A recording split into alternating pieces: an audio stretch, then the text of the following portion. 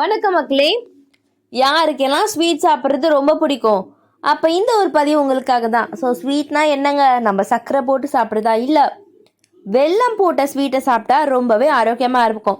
So இந்த வெள்ளத்தில் இருக்கக்கூடிய நன்மைகள் என்னென்ன, எப்படியெல்லாம் இது நமக்கு பயன் தருது அப்படின்ற மாதிரி அனைத்து தகவலும் இந்த ஒரு பதிவில் நம்ம பார்க்க போகிறோம். ஸோ அதை பற்றி பார்க்குறதுக்கு முன்னாடி நம்மளுடைய சேனலை நீங்கள் இப்போ தான் ஃபஸ்ட் டைம் பார்க்குறீங்க அப்படின்னு சொன்னால் மறக்காமல் சப்ஸ்கிரைப் பண்ணிவிட்டு சைடில் இருக்கக்கூடிய பெல் பட்டனையும் கிளிக் பண்ணி ஆல் அப்படின்ற ஆப்ஷனை செட் பண்ணி வச்சுக்கிட்டீங்க அப்படின்னா நான் போடக்கூடிய தகவல்கள், அற்புதமான விஷயங்கள் உங்களுக்கு நோட்டிஃபிகேஷனோட அடிக்கடி வந்து சேர்ந்துடும் மக்களே. இப்போ நம்ம பதிவுக்குள்ளே போயிடலாம். முதல் விஷயம் என்ன சொல்கிறாங்க அப்படின்னா, அனைவருக்குமே இனிப்பு வந்து ரொம்பவே பிடிக்கும். இனிப்பு சுவைக்கு சர்க்கரை தான் பயன்படுத்துவோம். உண்மையாலே சர்க்கரையானது வந்து சீனாவில் தயாரிக்கப்பட்ட ஒரு பொருள்.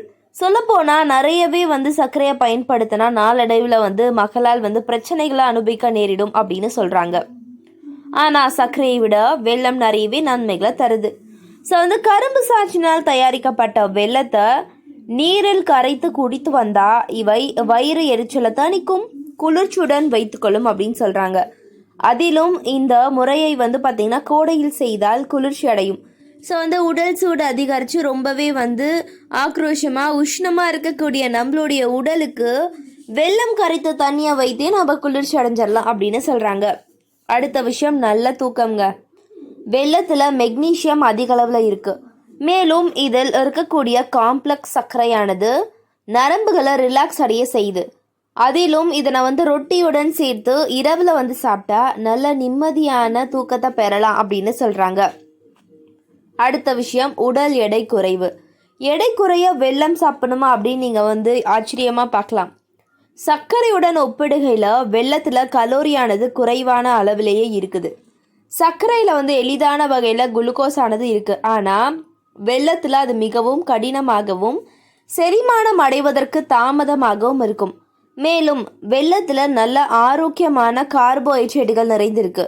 எனவே உடல் எடையை குறைக்க விரும்புவோர் இதனை வந்து உணவில் சேர்த்தா உடல் எடையை குறைச்சிடலாம் அப்படின்னு சொல்கிறாங்க. அடுத்த விஷயம் இரும்பு சத்து. வெல்லத்தில் இரும்பு சத்து அதிகமாக நிறைஞ்சிருக்குங்க. நம்ம வந்து பார்த்திங்கன்னா பெண்கள் வெல்லம் சாப்பிட்றது மிகவும் நல்லது. மேலும் இதனை சாப்பிட்டா உடலில் உள்ள இரத்தத்தின் அளவு அதிகரித்து ஞாபக மறதியை தடுக்கலாம் அப்படின்னு சொல்கிறாங்க. ஸோ அடுத்த விஷயம் என்ன அப்படின்னு பார்த்தீங்கன்னா புற்றுநோய். வெல்லத்தில் அதிகப்படியான ஆன்டி ஆக்சிடென்ட்கள் இருக்குது. ஆகவே இதனை சாப்பிட்டா உடலில் உள்ள நச்சுகள் வெளியேறுவதோடு புற்றுநோயை உண்டாக்கக்கூடிய கிருமிகளை எதிர்த்து போராடி புற்றுநோய் ஏற்படுவதையும் வந்து தடுத்தரலாம் அப்படின்னு சொல்கிறாங்க. அதுக்கப்புறம் பிரசவத்தின் போது பெண்களுடைய உடலிருந்து நிறையவே வந்து சக்திகள் வெளியேறிடும். எனவே அவ்வாறு இழந்த சக்தியை மீண்டும் பெறுவதற்கு வெல்லம் வந்து பெரிதும் உதவியாக வந்து இருக்குது அப்படின்னு சொல்கிறாங்க. ஸோ வெல்லத்தில் உள்ள செலினியத்தால் உடலில் ஏற்படக்கூடிய வலிகள் மற்றும் பிடிப்புகள் போன்றவை சரியாகும். குறிப்பாக ஒற்றை தலைவலி மற்றும் மாதவிடாய் போது கடுமையான வயிறு வலி போன்றவற்றையும் வந்து நீக்கும் அப்படின்னு சொல்கிறாங்க. ஸோ அந்த ஒரு வெல்லத்தில் வந்து பார்த்திங்கன்னா இவ்வளோ நன்மைகள் காணப்படுது அப்படின்ற ஒரு விஷயம் வந்து ஒரு அற்புதமான தகவல் தான்.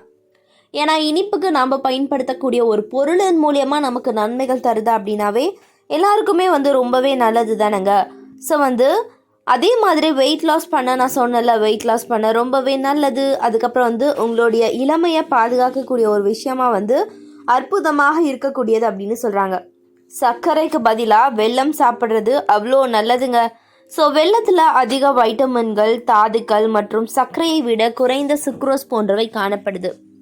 வெல்லம் வந்து பார்த்திங்கன்னா பனை மரங்கள் மற்றும் கரும்புகள்லேருந்து தயாரிக்கப்படுது. நல்ல தரமான வெல்லத்தில் 70% சுக்ரோஸ் காணப்படுது. வெள்ளை சர்க்கரையில் 99.7% வரை சுக்ரோஸ் காணப்படுது.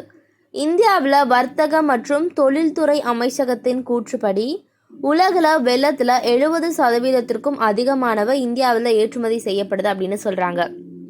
வெல்லத்தில் பலவித தாதுக்கள், வைட்டமின்கள் போன்றவை காணப்படுறதுனால வெல்லம் பல மருத்துவ பயன்களுக்கு வந்து உதவுது. ஸோ நிறைய ஆராய்ச்சிகளின்படி சொல்கிறாங்க 100 கிராம் வெல்லத்தில் 375 கலோரிகள் வந்து காணப்படுது. சுக்ரோஸ் 65லேருந்து 85 கிராம், பிரக்டோஸ் மற்றும் குளுக்கோஸ் 10லேருந்து 15 கிராம், புரத சத்து 280 மில்லிகிராம், பொட்டாசியம் 1056 மில்லிகிராம், மெக்னீஷியம் 70லேருந்து 90 மில்லிகிராம், கால்சியம் 40லேருந்து 100 மில்லிகிராம், மேங்கனீஸ் வந்து 0.2லேருந்து 0.5 மில்லிகிராம் காணப்படுதுங்க. இந்த மாதிரியான நிறைய நன்மைகளை வந்து கொண்டு இருக்கு. வெல்லம் வந்து சர்க்கரையை விட வேதியியல் ரீதியாக மிகவும் வந்து சிக்கலானது. இது சுக்ரோசி நீண்ட சங்கிலியை கொண்டிருக்கு. இந்த சங்கிலி வந்து ஜீரணிக்க அதிக நேரம் எடுத்துக்கொள்ள சர்க்கரையை விட ரொம்ப சீக்கிரமாக ஆகிடும் அப்படின்ற மாதிரி சொல்கிறாங்க. ஸோ வெல்லத்தை வந்து தயாரித்து வெல்லத்தால் ஆன உணவுகளை நம்ம தயாரித்து சாப்பிட்றது அவ்வளோ நல்லது. வெல்லத்தை உட்கொள்வது உங்களுடைய நோய் எதிர்ப்பு சக்தியை அதிகரிக்குது. இது நீரிழிவு மற்றும் உயர் ரத்த அழுத்த அபாயத்தை குறைக்குது. வெல்லம் வந்து செரிமானத்திற்கு உதவுது. அதனால தான் உணவுக்கு பிறகு ஒரு துண்டு வெல்லம் வாயில் போட்டு நம்ம சாப்பிடுறதன் மூலயமா உணவு வந்து சீக்கிரமாக ஜீரணிச்சிரும். அது வந்து ஜீரணிக்க எந்த ஒரு நேரமும் எடுத்துக்காது அப்படின்னு சொல்கிறாங்க. கல்லீரல் மற்றும் இரத்தத்தில் உள்ள நச்சுகளை நீக்குது. நுரையீரல் மற்றும் மூச்சுக்குழாய் தொற்று சிகிச்சைக்கு வந்து உதவுது. மலச்சிக்கலை போக்க உதவுகிறது அப்படின்னு சொல்கிறாங்க. ஸோ உடலுக்கு தேவையான ஒரு விஷயத்த வந்து அளிக்குது அப்படின்றாங்க. ஸோ வெல்லத்தை வந்து சாப்பிட்றதுனால ஏதாவது பக்க விளைவுகள் ஏற்படுமா அப்படின்ற ஒரு கேள்வி வந்து எல்லாருக்குமே இருக்கிறது ஒரு காமனான விஷயம்தான். வெல்லத்தை அதிகளவு உட்கொள்ளும் போது கீழ்கண்ட பாதிப்புகள் ஏற்படலாம். ஸோ உடல் பருமன், இதய நோய், சர்க்கரை நோய், மது அல்லாதது வந்து பார்த்திங்கன்னா கொழுப்பு, கல்லீரல் நோய், அறிவாற்றல் குறைந்து போதல், சில வகையான புற்றுநோய்கள்லாம் வந்து ஏற்படுது அப்படின்னு சொல்கிறாங்க. எனவே நன்மை தரக்கூடிய வெல்லமாக இருந்தாலும் மிதமான அளவில் எடுத்துக்கொள்வதே நல்லது அப்படின்னு சொல்கிறாங்க. ஸோ ஆய்வின்படி ஒரு நபர் வந்து தனது தினசரி உட்கொள்ளக்கூடிய சர்க்கரையின் மொத்த கலோரிகளில் 10க்கும் குறைவாக கட்டுப்படுத்த வேணும் அப்படின்னு சொல்கிறாங்க.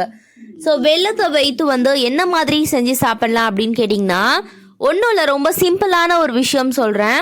உளுத்தம்பருப்பு இருக்குங்களா, அதை நல்லா ஊற வச்சுட்டு நம்ம மிக்சியில் போட்டு நல்லா மாவு மாதிரி அரைச்சிக்கலாம்.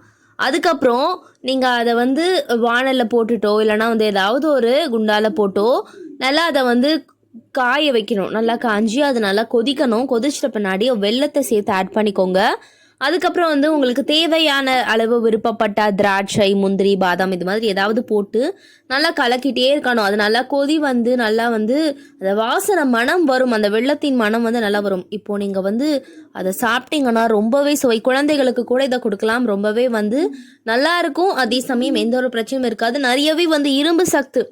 ஸோ உளுத்தம்பருப்புலையும் நிறைய இரும்பு சத்து இருக்குது, இதுலேயும் வந்து இருக்குது. எல்லாம் சேர்ந்து நம்மளுடைய நன்மைகளை அளிக்குது அப்படின்னு சொல்கிறாங்க. எனவே நான் சொன்ன மாதிரி பயன்படுத்துங்க, ஆரோக்கியமாக இருங்க. இது போன்ற தகவல்கள், அற்புதமான விஷயங்களை நீங்கள் தொடர்ந்து கேட்கணும், பார்க்கணும் அப்படின்னு சொன்னால் நம்மளுடைய சேனலை மறக்காமல் சப்ஸ்கிரைப் பண்ணிவிட்டு சைடில் இருக்கக்கூடிய பெல் பட்டனையும் கிளிக் பண்ணி ஆல் அப்படின்ற ஆப்ஷனை செட் பண்ணி வச்சுக்கிட்டீங்க அப்படின்னா நான் போடக்கூடிய தகவல்கள், அற்புதமான விஷயங்கள் உங்களுக்கு நோட்டிஃபிகேஷனோட அடிக்கடி வந்து சேர்ந்துடும். இது போன்ற நிறைய விஷயங்களை தொடர்ந்து கேட்கலாம், பார்க்கலாம், ஆரோக்கியமாக இருக்கலாம்.